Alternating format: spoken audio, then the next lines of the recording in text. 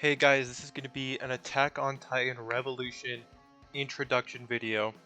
So, if you're just opening the game for the first time, you're a little overwhelmed, you have no idea what you're doing, this is going to be the video for you. Alright, so when you first open the game, you're going to be met with a screen that looks a little bit like this.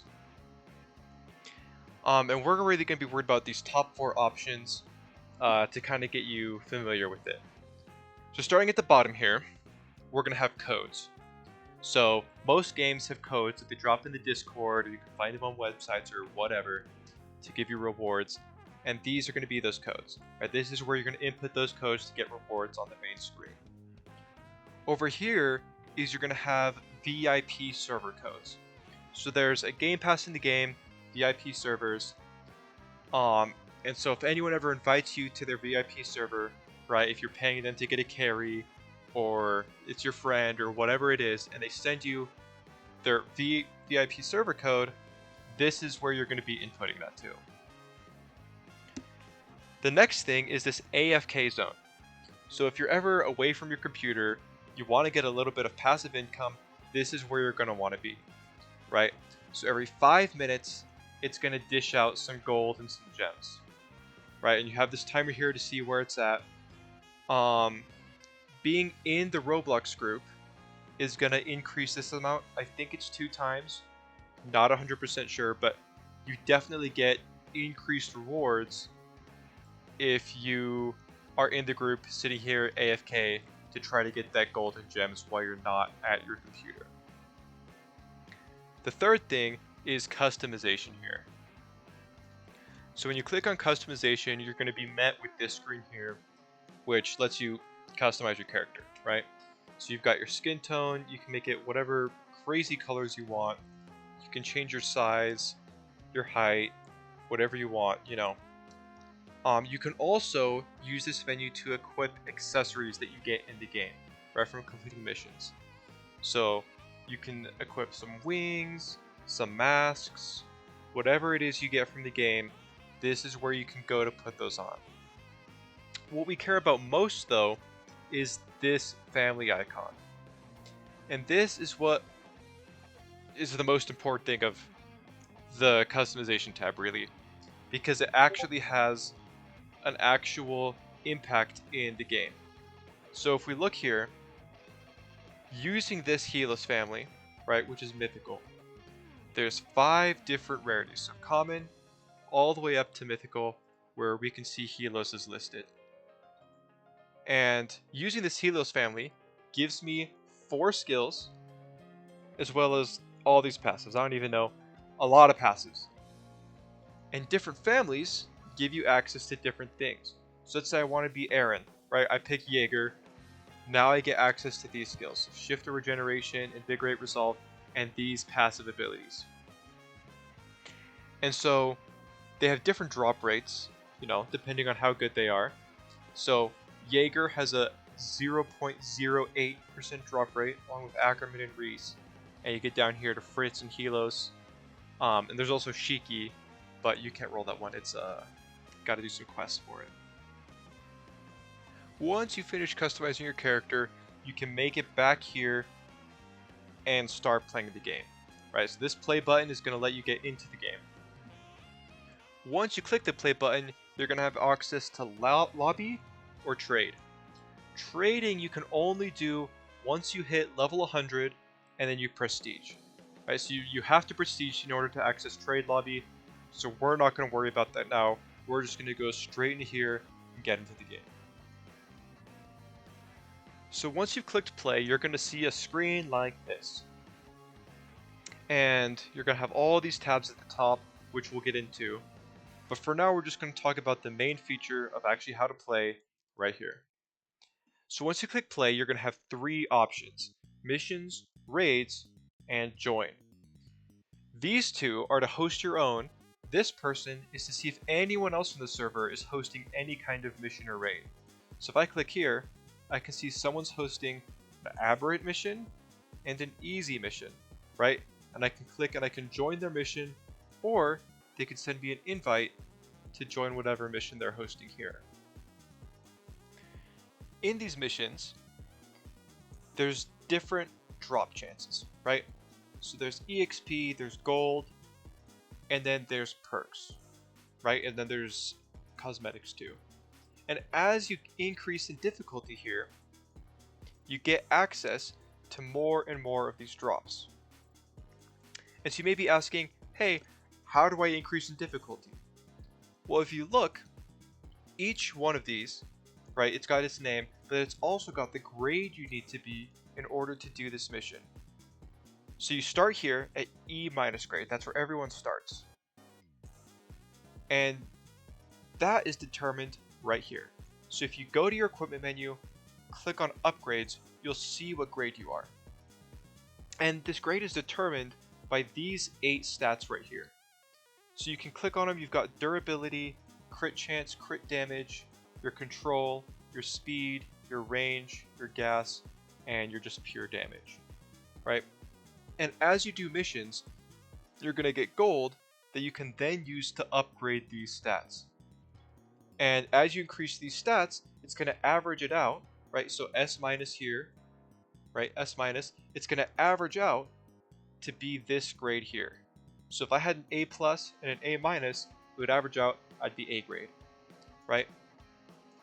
And so as that goes up, you can go and do harder and harder missions, right? So if you're B minus grade and you go here, this create option isn't even going to be here for you. You won't even be able to start it, right? You can only do whatever your grade is.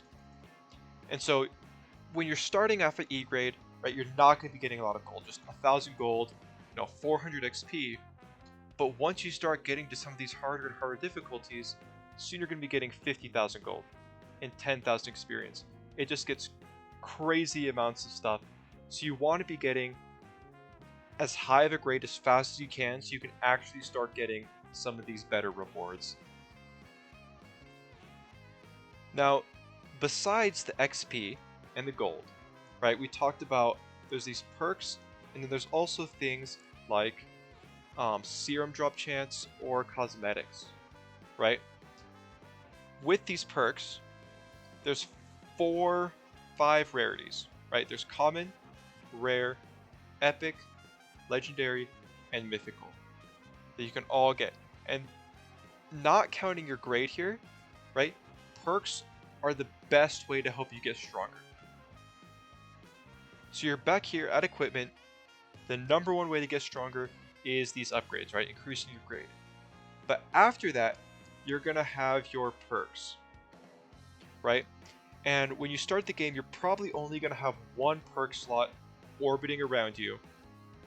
And that's okay, that's normal. You can unlock more one of 2 ways. The first way is here in this skill tree, right? You can unlock 3 perk slots here, 1 defense, 1 offense, and 1 support, right? And so that will get you the 4 perk slots that I have here, right? So your offense, your support, your defense, and then the one you start with, your body slot. The other way is your family, right? So if I equip my Helos, and we come back here, we can look, my Helos family, which is these skills up here, gives me access to another offense perk and another support perk slot. So if I unlock this and come back to perks, we're going to see now I have an extra slot that wasn't here before that I can now go in and equip whatever perk I want to. And what perks you use is really dependent on what you're doing. So if I'm playing as a shifter and I want to be, shifting into Aerith, I'm going to want to be using something like Art of War, right? Increasing my shifter damage. But let's say I'm playing as Helos, right? I'm not going to be using shifter. That's when something like Kengo comes along. So what perk you're using really just depends on what build you're going to go for and what you're doing. Now you may have noticed on these mission drops, there's other potential drops besides perks, right? So XP, gold, your perks, but you also have things like prestige scrolls, the blood vial, radiant headbands, serums, the kitsune mask, right? You have all these other cosmetics, other random things. And those are going to show up here in your inventory, right? So anything that drops from the raid that's not a perk, this is where it's going to show up. Most of them are just cosmetics. So you've got your Wizard's Mask, right? All these things are mostly just cosmetic things, except for the scrolls we saw in there, which we'll talk about a little bit later, and the serums, which let you shift into Titans. Going back to the build a little bit, this is where we're going to talk about those scrolls we just mentioned. Once you prestige, you're going to get access to memories, which is, they're basically like perks. They're another way to buff your character. So every time you prestige, you get access to one more memory. So since I'm prestige 4, I get access to 4 memories. And it's just RNG what you get. There's like 20 or so different memories, and it's just going to give you an option of 3 to pick from. What these prestige scrolls are good for doing is once you've prestiged, you can use them to re-roll one of these that you don't like, right? So I have a 1-star memory here. If I didn't want this, I could use those prestige scrolls to re-roll it to hopefully get something better, like a 3 or a 4-star memory like that.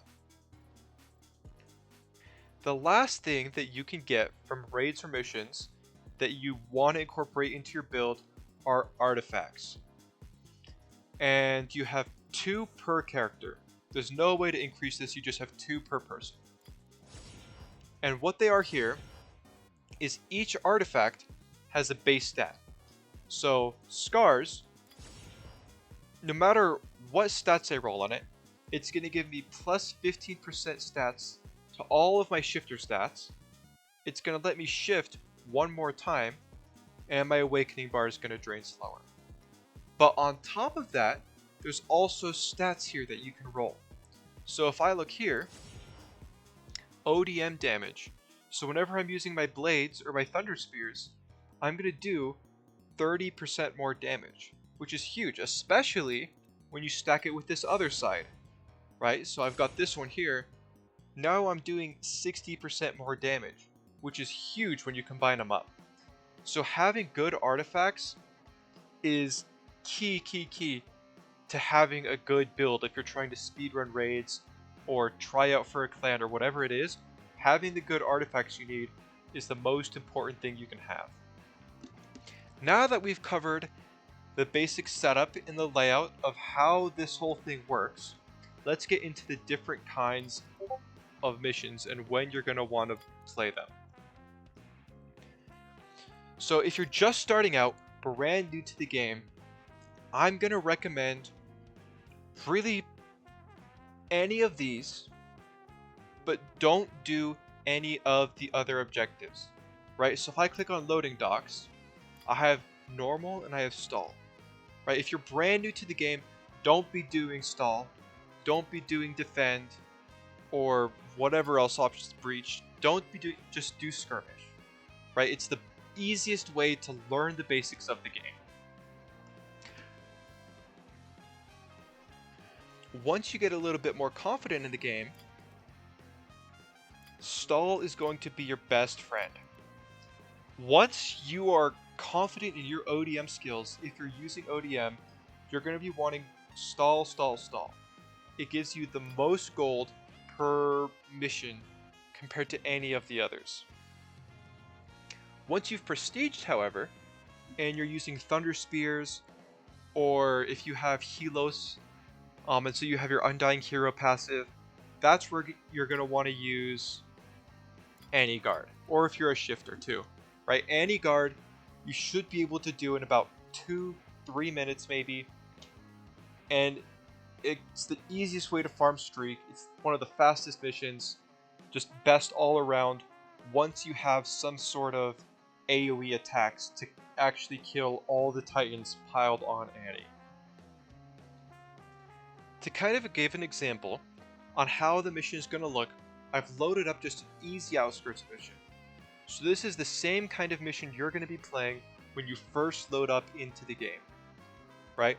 So I play on PC, and so the controls, you have your grapples, which for me is Q and E, which pull you towards these little arrows on either side of my cursor, right? And you can see it tells me where I'm going to hook onto. So if I put my cursor here where there's nothing to hook onto, it automatically locks onto that left tree and the ground right there, right? So if I click here, I'm going to use my left grapple, it's going to pull me to that left tree. Same thing here. If I use my right grapple here, it's going to pull me to that right tree. And I can use both at the same time, and it'll pull me between them. So we're going to come over here, and you're going to see these titans.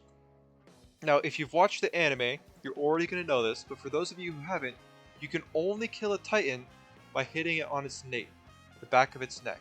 If I hit it anywhere else, like its leg, it doesn't matter how much damage I do to him, he's not going to die. So I have to aim right here at his neck, and I have to hit it. Right? See, he died. I would recommend, if you're just starting, just do this strat. You hit their legs, and then go and hit their neck. Right? When you're just starting out, you may not be able to do enough damage to hit them one hit. So hit that, hit the neck. Once you have this tech down, right, you can also try to do their eyes. You can blind them with their eyes too. Right? So blind his eyes, come around here, hit his neck. That's very, very basic stuff. Once you have that tech down, once you can stun them and hit them super, super easy, you can start doing something called an orbit. And that's where you try to kill them without stunning them, right? So you just aim right there at their neck, and you go to the right, and you loop around, and you hit them, right, without stunning them. So that way you can get it a lot faster. See? And then once you get that down, you can start adding a side flip, right? And once you start adding this side flip, you're getting somewhere, right? You want to be able to not touch the ground at all. So if you see here, I've killed 3-4 titans, and I haven't touched the ground one time. And that's really what you should be aiming for here, is not touching the ground. Because once you start getting into those harder missions, touching the ground for even a second can cause you to get dogpiled and you're just dead instantly. So staying above where the titans could reach you is the best thing you can do. Once you complete the mission, you're going to get a screen like this. You're going to see how long it takes you, how much damage you dealt, how many you killed, your crits, and then what you got from it. So you can see here I got 570 experience, 1700 gold. This is Battle Pass experience, which right now the Battle Pass is expired, so we don't care about it. But, you know, in the update in a couple days, we're going to be worried about this Battle Pass XP, because we'll be getting extra rewards for it. And then I also got 2 perks. Alright, so that was my drops for this run. And it changes with every run, it's all just RNG. But this is how you're going to see what your drops are to go equip those perks once you get them.